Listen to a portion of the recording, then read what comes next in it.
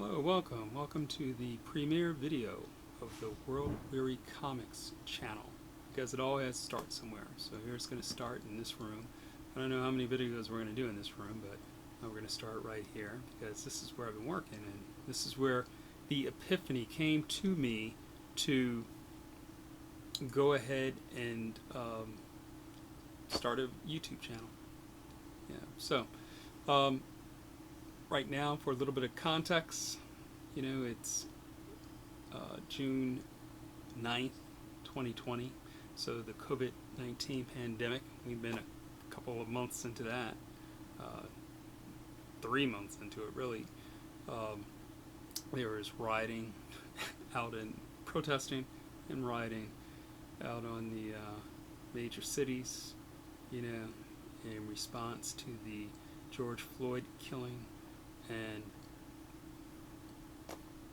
comic books, stores have been they were already reeling, from the pandemic, shutting off their supply customers.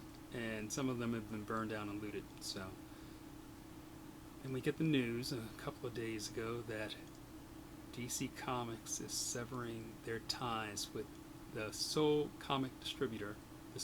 major comic distributor, Diamond, and that might be the end of comics, or the end of the direct sales comic shop. I mean, things are looking tenuous, and plus, as of late, some of the stories haven't been that good. There's been a lot of deconstruction of longtime heroes and trolling of the fans, so by the creators, of the books. So, but that's not to become despair, because I was just thinking about it. It's like, wait a second. I've been reading comics for over 40 years, and I've got all of these comics, a lot of them collected. I've kept my comics, from the beginning. They were special, and started reading these things at 7 years old, and then I didn't throw it away. It stayed in a dresser drawer or something, or on top of the dresser, protected. So they've been wonderful. And they're all here, and the stories are all written. And what's more is that they could be new to you. There's over 40 years of the golden age of superhero comics, war comics, even some great horror comics, fantasy. And by some of the greatest creators. I think the greatest creators of the last 80 and 90 years, like Neil Adams and John Byrne and George Perez and Alan Davis, Jim Shooter. Fantastic guys. And even some of the newer people like Frank Whiteley, hope I'm saying his name right, there are just so many terrific writers and artists that the book's already written. So, and one of the signs of middle age is I've forgotten, some of these stories. So a lot of these stories that I read once, 20 years ago or 30 years ago, they're new to me again when I sit down and read them. But, for this first video, what I want to talk about is, just some of the gems. I started cataloging a great Batman collection given to me by a dear friend. And he, my Batman collection, from when because I lost my collections over the years, and I finally was able to sort of keep my collections in my late teens. Losing my collections mean, we would move, the moving box would get wet, or, stuff like that, when I was 10 and 12 and so forth. And so very few of my original copies of these comics survive. But, in my late teens, I was a lot more careful. And so I've got my collection from the late teens, which is the Bronze Age books. But then this dear friend, he gave me the Silver Age versions, and I've collected some from over time. But I wanted to just talk about, a few of those today. So I'm going through my Batman collection, my Bronze Age Batman collection. That's what I was bagging, for the first time when I thought, hey, started a YouTube channel. So that's what this is. I've started with A's, with DC, because I got back into Batman right away, and the Silver Age collection of Batman that rolls right into my Bronze Age collection of Batman that takes us all the way from 1963 all the way up into the early aughts. And what a terrific run that was. That was 40 years of great Batman stories by Denny O'Neil and Doug Minch and, you know, Roy Thomas. Everybody took lemon wine. Lots of people took a crack. But first, even before I get to that, because as I was rolling through there, you know, I'm all the way up into the Bronze Age now. I'm going to go back and show you some of those Neil Adams issues and so forth. But I'm going to start off by some of my favorite comics for this first channel, because this is what I'm going to be doing. I'm going to be showing you stuff like this. This is Sergeant Rock number 257. And I first saw this when I was 10 years old. That's when I first picked this up for the first time. And this image from this comic was burned into my brain, because it wasn't my comic. It was a friend of mine's comic. I went over to his house and I read it. And it's by the great Russ Heath. And I got to see him a few years ago before he passed. He's one of the all-time great artists ever. And, you know, this first image, you know, his technical precision in drawing comics was so terrific. Like, this first image was burned into my brain. Burned into my brain when I was 10 years old. Of this beautiful Super Fortress. I think that's either Super Fortress or Flying Fortress. I'm sure it's technically correct, because Russ Heath was careful about that. It's a technically correct picture because he would go back and get models and do research and all that. And he delivered a lot. But the colors were so vibrant and everything's a little bit faded here. Now, I didn't know the issue number or anything. I just had that image in my head. And so Sergeant Rock was in his rare periods in the Pacific. So I didn't know what the issue it was. And so, you know, I just searched and searched. And, you know, more recently I was able to get this. So I may have gotten this particular issue about 10 years ago. And when I got to see Russ Heath, you know, at the Baltimore Comic-Con a few years ago, he was gracious enough to sign this. He was giving away signatures for free.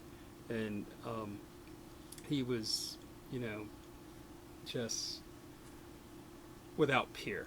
But I finally found the comic. You know, I found it. All right, and another classic, and I read this one. Now, even before, in that same period, so this issue is 257. This issue here, also by Russ Heath, 281, I believe that this inspired Rambo 2. Because when I saw Rambo 2, I read this again when I was 10 years old, and then when I saw Rambo 2, you know, about 8 or 9 years later, whenever they came out in the 80s, I was like, wait a second.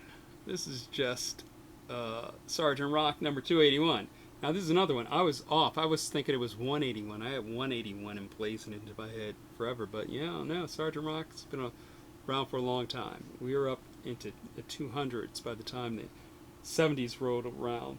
But here he takes out a, in this issue, he takes out he separated from his unit, and he takes out a German platoon, a platoon of killers, because he separated from, they switched his unit. He wasn't with his easy company squad.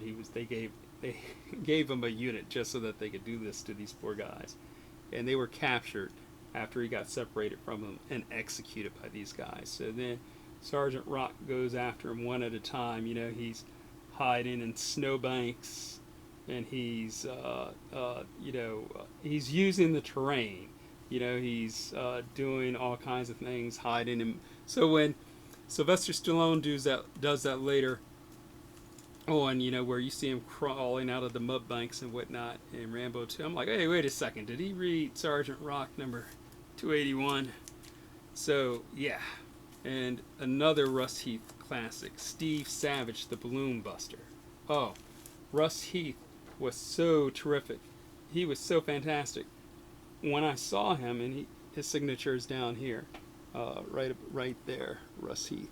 And when I saw him, and he drew the SPAD 13, and oh, the SPAD 13 was my favorite plane, from World War One back in the day. He talked about how he got a model of it. He didn't just freehand stuff. He went ahead and got references of the planes. And when I got to talk to him at the convention, he said he believed in giving his viewers. He was like, hey, you're gonna plop down a whole 12 cents for this comic book. He's gonna give you your money's worth. Yeah, so he gave you a SPAD 13, and he talked about how hard it was to draw that SPAD, but it was beautiful. And again, the art was so perfect, it was emblazoned in my head. And so I just searched, now with the internet that comes around and the search engines, and then you could start searching on Steve Savage, and you could do your own little investigation here. So even though I didn't know these issue numbers or anything like that, I could hunt them down one at a time, and I was able to pick up that. So I'm going to talk about some of this fantastic stuff, like the Michael Fleischer Adventure Comics run with the Spectre, which they even changed into animated shorts more recently, and so that people could get exposed to some of the most coolest Spectre stories ever written. And the Adventure Comics with Jim Aparo's art drawing Aquaman, beautiful stuff. All-Star Squadron. Right now there's this Stargirl series that's out on the CW now, brand new. And what's actually surprising about this CW series, but not so surprising because Jeff Johns has a hand in it, it's got a lot of the Justice Society of America characters, and they're pretty, they cast people who look sort of like the characters, and the costuming looks great and everything. So this is the All-Star Squadron, which is not the Justice Society thing, but it was sort of like a bringing back of the Justice Society with some new members, some new younger members, a new Star Spangled Kid, and who later on, passed it on to the character who became Star Girl, and also Power Girl. They were introduced back then. So this is the first video. This is the first video of the brand new World Weary Comics channel, and thank you for joining me. I appreciate it very much. I hope you like this video. I hope you're gonna subscribe and come back. We're gonna make more videos. We're gonna bag these comics. I'm gonna bang through cataloging this collection, which is, like I said, Batman comics, from 1963 up to the aughts, and also Detective Comics from 1960s up through the aughts, and almost continuously, except when my friend gave me the collection, I was like, wait a second, you can't give me this. You can't give me these Neil Adams original issues in here. Do you know what you're giving me here? Here, take these back. Here, I plucked the Neil Adams issues out of the collection. And gave them back to him. I'm like, here, these are actually an investment. They're not just comic books. But he actually had 2 issues of the Joker 5-way deal, drawn by Neil Adams, written by Denny O'Neil. And I was like, hey, do you mind? Here, you take back this one. That's in, like fine shape. But do you mind if I keep this one? And he let me keep one, and I'm gonna go digging for it right now. I'm gonna pull that out. This is a must-read. The Batman Joker 5-way deal. I'll be back. Yeah, you can hear me. I didn't go anywhere. I'm close by. And oh yeah, there's a devil there. And where is he? Where is he? I gotta go by through the Giants. And there he is. Alright. Now, Neil Adams' signature, when I see him at the conventions, and he's been coming to the conventions. I don't know, with COVID-19, how many more of those we're going to have, but his signature is $75. And this isn't the greatest condition copy ever, but he had 2 copies of it. This one's a very good copy, but it's got classic classic Neil Adams Batman artwork that you may have seen. You know, he's got this, like, for example, this great shot of Batman running on the beach that you may, stuff like this. Okay, you know, Batman running on the beach. He's got that in there. Oh, just lovely, lovely stuff. Wonderful, wonderful stuff. So yes, I'm gonna miss the comic shops, but I'm looking forward to going back into my collection all over again and falling in love and taking a trip back through time and enjoying some of these stories over again, and also some of these I haven't read, you know, or like I said, my friend George, he gave me his Batman collection, and it has it has all these issues that I missed, you know, because you wouldn't necessarily, there were no comic shops then. You just got whatever happened to be on the shelves at the grocery store or the 7-Eleven or the White Hen Pantry or the Walgreens magazine shelf in a pile spread together. That's what you got. And what was there was there. So, you know, I may have gotten Batman 284, and then I may have not seen another Batman issue until 289. All right, so thank you for joining this video. I hope this isn't too long. It's not smart to just go on and on. I'm going on and on because this is some terrific stuff. Thank you, and until next time, bye bye.